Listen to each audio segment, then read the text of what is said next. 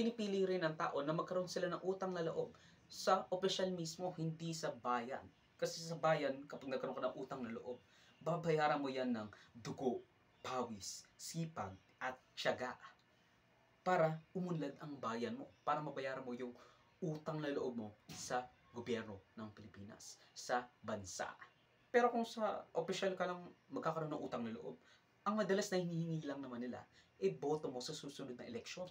And the officials also push this agenda, push this narrative na sila yung nagbibigay kasi nalalagay nila yung pangalan nila kapag nagbibigay sila ng angka or whatever ayuda na nangyayari. Binabrand nila yan sa mga campaign rallies nila.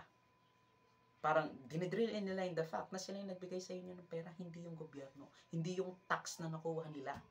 Diba? Ang weird. Pero, again, it's easier to feel indebted to the official rather than the government or the country. Kasi ang madalas na nanghihingi or na hinihingi lang ng mga opisyal ay yung boto mo with promises for more ayudas. And that's bad.